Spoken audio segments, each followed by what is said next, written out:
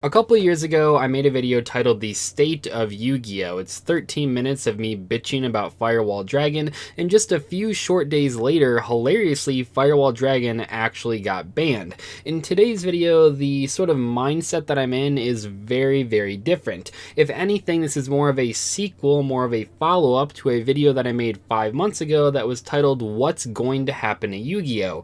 At that point, many big tournaments had been canceled, regionals, YCSs, and I think that WCQs had not been canceled at that point, but obviously eventually that would happen. But in today's video, I want to tell you and sort of give my opinion about Yu-Gi-Oh! Right now. Now, as I mentioned in that video 5 months ago, Yu-Gi-Oh! Is not the biggest thing in the world. There are way more important things happening, both good and bad. Yu-Gi-Oh! Is just a hobby. It's a card game. However, I am a Yu-Gi-Oh! Channel, so I'm going to make a video talking about Yu-Gi-Oh! That's my job. I know there are probably bigger worldwide discussions that more important people than me are talking about, but for my channel, it only makes sense to talk about Yu-Gi-Oh! That being said, Yu-Gi-Oh! Is in a very weird spot right now. There are basically no big events, no regionals, no YCSs, no WCQs, no nationals. There are locals in some areas, but most places do not have even local events, and if they do have local events, their player size is capped to a lower number. First off, I want to mention here how happy I am to see that the Yu-Gi-Oh! Community has maintained its level of excitement over the past 6 or so months since events have been canceled. It's really nice to see that people are still excited to open new product and try out new decks and build really crazy strategies. It's a difficult time to enjoy a physical card game as a hobby. Obviously, there are ways to play Yu-Gi-Oh! Online officially through remote dueling or unofficially through online simulators, but it's not quite the same as traveling to regionals or traveling to YCSs and stuff along those lines. Still, people seem really excited when a new set is released. I see it on my own channel, I see it on other channels, and that's really cool. It's also been really exciting to watch the Yu-Gi-Oh! TCG Twitch community really grow over the past year or so, but especially in the last several months. That's something that like a year ago just wasn't really there. We saw Duel Links people on Twitch, but generally speaking, the Twitch community and the Yu-Gi-Oh! TCG sort of landscape was not really there, at least not in a big way like a year or especially longer ago. Nowadays, though, we have huge content creators on there getting like almost 1,000 viewers every single stream, and that's really incredible. That sort of thing is good for the Yu-Gi-Oh! Community. It opens up Yu-Gi-Oh! To a bigger audience, so even if I'm not really someone that's part of that Yu-Gi-Oh! TCG Twitch community, it's still cool to see some of my friends really succeeding on the platform. And I don't know if you guys have noticed this, but I've seen in my own comment section that a lot of ex-players are getting back into the game right now. I don't know if it's because people have more free time and they just want something to do, but it's really nice to see that even during these times when there's not in real life tournaments for the vast majority of players, people are still rediscovering Yu-Gi-Oh! Maybe they played it as a kid and now they're getting back into it, and that's really nice to see. I also feel the releases that we've gotten over the past several months have been really, really great. The collector's rares were really nice. I think a lot of people really appreciated those out of Toon Chaos. I really enjoyed 10,000 Dragon and that special rarity, as well as the Utopia and the Astral Language, and I will say that the upcoming releases look really great as well. Phantom Rage is really exciting, the Ghost Rare Ra in that Ra set is going to be really cool, and Maximum Gold, which we don't really know a ton about, looks really cool based on what Konami has told us so far. So that all sounds really positive, and it is, because there is a lot of good going on right now in the Yu-Gi-Oh! Community, but what's the negative stuff? Well, the negative stuff is all really tricky, and it's really tricky because I'm not sure if there's actually a solution that appeases all types of players.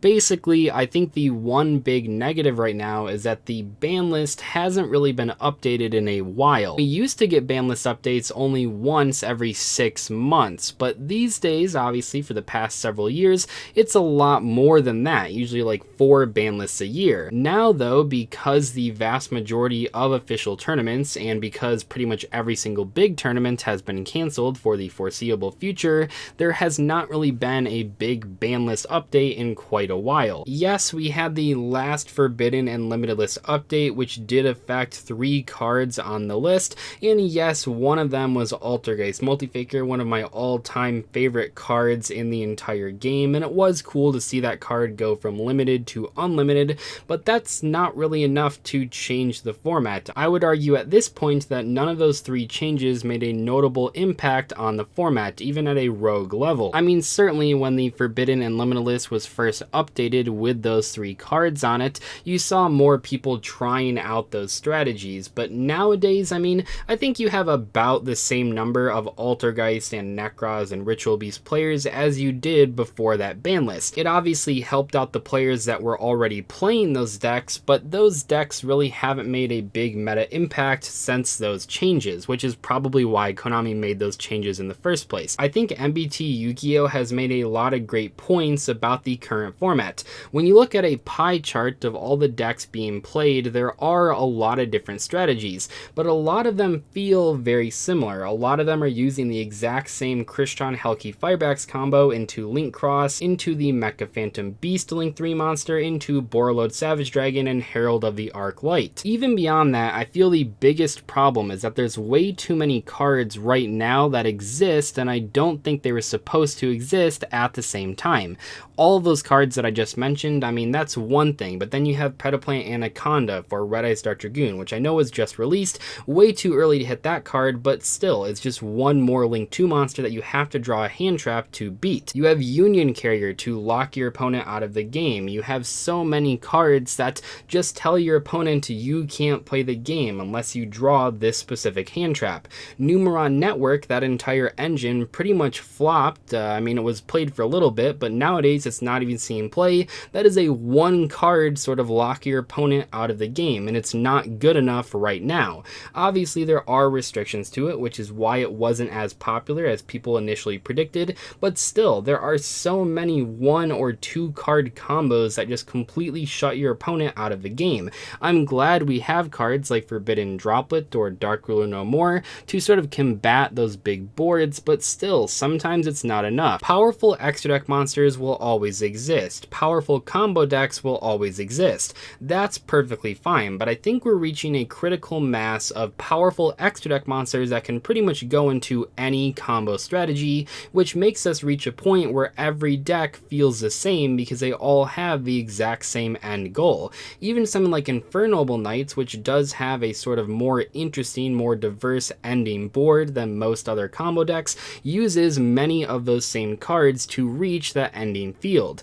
I'm not saying that we should ban all the powerful Link 2 monsters, I'm just saying I'm not sure if all of them were supposed to exist at the same time. And while I'm pretty sure this will get overshadowed by the other statements I've made in this video, I don't actually feel the current format is that bad. I know people are really saying it's like one of the worst formats ever. When I was testing for the Remote Duel Invitational, I played a lot of Yu-Gi-Oh! And I had a lot of fun. I just think the overall power level of extra deck monsters that we're seeing right now could be reduced without drastically changing the format, but just making it a little bit more fair. So what's the problem here? Can't Konami just ban all these cards? Well, yes, they could ban all these cards, and probably they will ban some of them in the future, but at this point, there aren't really big official events. We don't have regionals, we don't have YCSs, so it'd be really weird from a business standpoint to hit cards that people haven't really gotten a chance to play in bigger tournaments. This does create an issue, by the way, for online tournaments or remote duel tournaments where the format is still happening, just not on a bigger tournament level. That means that when you're playing right now against people online through remote dueling or on unofficial platforms, you are playing against all of these cards at the same time. Despite how right or wrong it is, you will always find hundreds, if not thousands of players that are afraid to buy cards because they think Konami will hit them on the very next ban list. Never mind that for like a year and a half, almost 2 years, we had these same 4 decks that were still competitively viable, that had been tier 1 decks for that entire time. Plenty of players still think if they buy an expensive card card, it's going to get hit on the very next ban list just in a few months. So for those players, if they just recently invested in a deck, it's not going to be very fun if they took that chance and now Konami hits all those cards before they even get a chance to play them in regionals or YCSs. The tricky part here is that we don't know when regionals and YCSs will start up again, which sort of leaves us in this limbo format. I don't think Konami is actually making the wrong decision here. I know that Farfa has talked about it a lot on his channel as well. I think the general player base is like, well, what the heck, who cares? I mean, you just ban the cards already. But from a business perspective, you don't want consumers to be that afraid to buy new product. One thing that you should keep in mind here is that for pretty much every single ban list, it's impossible to please all the players. For every comment that you see that says, well, Konami should wait longer to ban cards, you'll see a comment that says Konami should ban Red Eyes Dark Dragoon, even though it's been released for less than a week. Every player has their own ideas about what's fun and what competitive Yu-Gi-Oh should look like, so it's impossible to please every single player with a ban list. It's just not going to happen. I know that Yu-Gi-Oh right now is in a weird spot. I know the world is in a weird spot, and I think for a lot of people, hobbies like Yu-Gi-Oh and other card games are a way to escape the real world right now and sort of just have fun playing a game that you enjoy. And for a lot of people, Yu-Gi-Oh is that break from their regular life. Anyway, thank you guys so much for watching today's video. I'll see you in the next one. Goodbye.